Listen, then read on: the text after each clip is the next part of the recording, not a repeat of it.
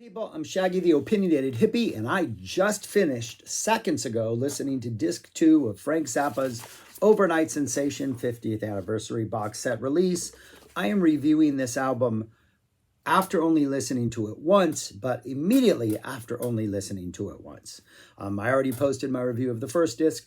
This is my thoughts on the second disc. So if you want more, go watch the first video. Second disc of Over-nite Sensation, 50th Anniversary. This was the disc, I have to admit, I was a little bit like most unsure about going into the listen, mainly because there are 10 tracks on here, which are essentially alternate mixes, alternate takes, like studio jam outtakes of the Over-nite Sensation tracks. Only 6 of them. We don't get any alternative Zombie Wolf stuff, which sucks because I was kind of looking forward to like another alternative studio solo, because that solo in Zombie Wolf is just a ridiculous beast. I was hoping maybe we get some more of that, but we don't. So what we get is we get 10 alternate songs of the other 6 songs, which is historically with these Zappa releases kind of a hit and miss time thing. Sometimes it's just some beautiful jams. Sometimes it's a lot of stop and starting. This is kind of a mixed bag. There were moments that were good, but then overall I think I was a little bit disappointed. I'll go more into that in a second. And then the final 3 tracks are the first 3 tracks of the live material, because from there on out, the final 2 discs are all 1973, the spring 73 live performances that are fantastic. That's the thing I was looking forward to the most. And sure enough, when you get to the final 3 tracks on here, it's fantastic. I am really looking forward to finishing discs 3 and 4 because I want to go back and listen to the live stuff on disc 2. But anyways, so it kind of like, it delivered what I thought it was. It's a mixed bag in which we have some stuff I probably won't revisit again that often, and then 3 songs which I will listen to a lot. So what we get, and they're being called bonus vault sensations, a continuation of other bonus vault sensations on disc 1. We get an alternate mix of Camarillo Brillo, which I don't like. It seems it's not a drastically different mix. Frank, I think, is doubling his voice, or he's doing something different with his voice, so the vocals just sound off.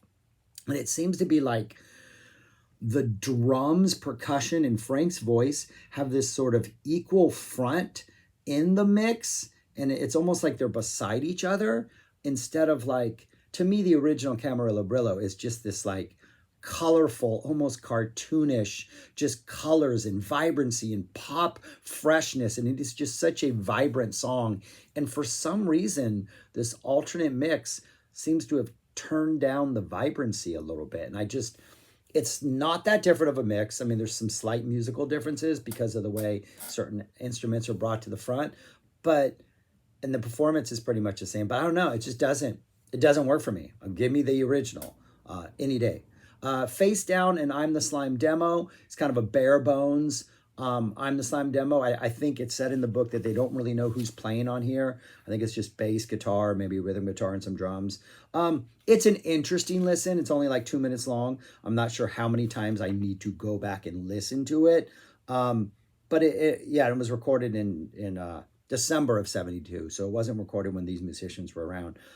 It's interesting. It's a fun little thing. I'm not sure. I'm glad I heard it, but I'm not sure if I need to go back and re-listen to it. Not if I have to re-listen to that Camarillo Brillo again.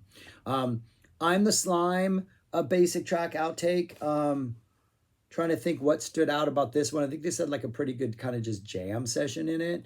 Nothing too spectacular, but was kind of fun. Dirty Love Session Rehearsal. This is the one that had like some vocals and then had a really nice like guitar solo. I think it might have started off with a solo, but then we cut and we start over again. But it had a really loose feel early on. We get the Dirty Love with quad guitar, and I don't think the quad guitar is bringing anything special. It's not that good of a solo. The sound on the guitar is kind of rough. It's just maybe an interesting listen. We get, I would say the stuff that maybe stands out to me, that maybe there's a different timeline, again, going to alternate timelines or other timelines. Um, there's a looseness to the I'm the Slime and the Dirty Love because they're laying down basic tracks in the studio and just kind of jamming out, that I wish Frank had brought more to his bands. Yes, when we get to this live Dupree's Paradise later on, we get that looseness. And we get to, see it in a live context. But I really wish songs like I'm the Slime and Dirty Love had always just been a little more carefree and looser, as they are in these like sessions, as they are in these takes.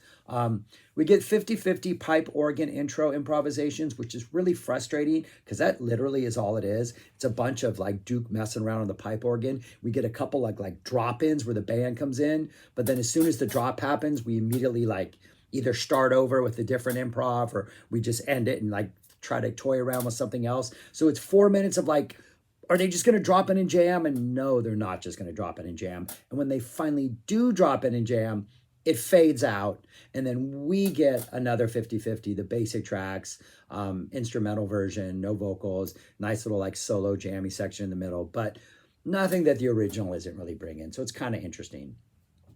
Dynamo Hum session rehearsal. It's Dynamo Hum. We get like the middle portion, then we get a Jean-Luc Ponty solo.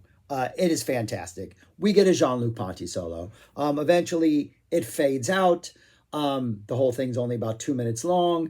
But to think that there's a world in which, just like Billy the Mountain had that long epic jam session that we didn't get to know about until like Carnegie Hall was released, unless you had live tapes.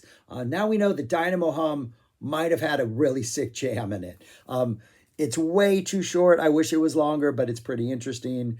And then you get another Dynamo Hum take, kind of more the full song with some different parts in the middle. Frank improvising some different things. The band just kind of jamming out a little. You get a sense of the band just jamming. And those are the first 10 tracks. Like, Face Down, I'm the Slime is interesting. There's a looseness to that, to the I'm the Slime and the Dirty Love that are kind of cool. You get kind of an alternate take on 50-50. It is neat to hear Ponty soloing on a Dynamo Hum, but I don't know if any of this stuff is like all together sequenced the way it is going to like compel me to go back and listen. Also, there's a Montana that has that intro in it also, that it was on disc 1 that I talked about that I really liked, but it's a lot more subdued and not as just like 70s soft rock as that other one is in this mix. But yeah, and yeah. So, and the take-home mix just doesn't have a solo, it just has a really nice jam in the middle before they go into an instrumental version of the da-ba-ba-da-ba-da-da. Yeah, so that's what we get in that. And I just don't know how compelling any of these tracks are. They are neat to hear maybe once or twice, but who knows? Though that Dynamo Hum with that Ponty solo, it's pretty sweet. But anyways, then the last 3 tracks are live tracks from the Palladium in 1973, March 23rd, 1973. This band is fantastic. It is Duke on keyboards. We got Ponty on violin, Underwood on flute and all kinds of woodwinds and brass, Fowler on trombone. We got the Tom Fowler Humphrey rhythm section with Ruth Underwood. Plus at this show, Sal Marquez is a guest, and then Ricky Lancey Lottie guest vocals. And so we get not the first 3 songs of the show because those are missing. Apparently the beginning and end of the show are missing. But we get like we get a run of songs, that exercise 4 run through 50-50. And then we get a Montana on the real show. Montana sounds great. It's nice to hear the sound quality is pretty good. Has that slightly echoey, you don't really hear the echo, but you can feel the bigness of the hall. 73 for some reason it just has this like big sound about it. But you kind of, once the playing starts, it's not in any way bad sound. Nice Montana, nice to hear the horns come in. Frank's solo is he's trying to searching for ideas, and it kind of takes him a while to find his groove. It's neat to hear, like, this is definitely not as funky as Montana would be by the end of the year. But you can see Frank's enjoying himself and playing this, and it's good. And then when we go into the I'm Riding the Tiny Horse, there's no vocals yet. It's just Ponty's playing most of that. So that's nice to hear. Good Montana. And then we go into just 21 minutes of why live Frank Zappa is the best thing ever. The Dupree's Paradise intro, it's about 8.5 minutes long. We're not going into these weird funk things that we would by 74 when Thompson was in the band. This is mostly like Duke in a very sort of avant-garde, progressive rock type keyboard indulgent way. Frank's bringing some conducting into it with, like the woodwinds, and you can hear every once in a while we get little like noises from the band, but it doesn't last very long, and like a good portion of this is just dominated by Duke, maybe the first half. Then when the band comes in and Humphrey starts playing in Fowler, we're not going into these weird funk things. We're laying down these just weird jazz, prog, rocky type grooves that are all just not funky, but just interesting and engaging. And Duke gets to solo over that. And it's a whole different type of like musical landscape than what happened by the end of Fall 74 when it just became these like Stevie Wonder funk jams. And there's a lot of like kind of Stevie Wonder space energy in here with all the sounds Duke uses, but it's definitely not as Stevie Wonder, I should say, some of the 50-50 stuff. But it is a spectacular 8.5 minutes of just like improv music led by the keyboard player with Frank doing some conducting. And it is special. Like, I'm really excited to go back and listen to this. And then it's Dupree's Paradise. Dupree's Paradise in 73 and 74 always had the Duke intro. So even though it's Dupree's Paradise intro, it's Dupree's Paradise. So the second part of the track is the song proper. We get the da-da-da-da-da-da-da, which is just beautiful. The main theme, we get a really good Ponty solo. What Humphrey is doing underneath the Ponty solo, it feels like this weird rotating set of like rhythmic ideas and Ponty's just kind of skating over it. It's a really neat. Humphrey's like grooves, they're not very loose. I think Humphrey has they're funky grooves, but they're like uptight funky grooves. So there's just like this tenseness to them. And Ponty soloing over it is perfect. Then we kind of go back to the theme, and then Frank gets his chance to solo. And the last like 6+ minutes is all Frank. We get like this almost like close to 4-minute, 5-minute solo. Frank's kind of got a pretty clean, not too heavy or distorted sound. He's kind of just floating around with a lot of ideas. The rhythm section is just like doing all these really creative things. We're not going too far out there, but we're staying like aggressively, like just fluid and like always just like never slowing down. And it just kind of amps up in intensity and reaches this point where everything kind of just falls apart, and it feels like Frank's going to maybe rip off something like maybe just frantic towards the end and wrap up the song. But instead, we kind of then Duke enters with some jazzy runs, and we go in this weird little jazz section, and then Frank switches tone about we're like 5-6 minutes into his solo. And now he's got this slightly more distorted, that sort of underwater tone that he would lean into by the end of the year a lot more, but it's not as like prominent.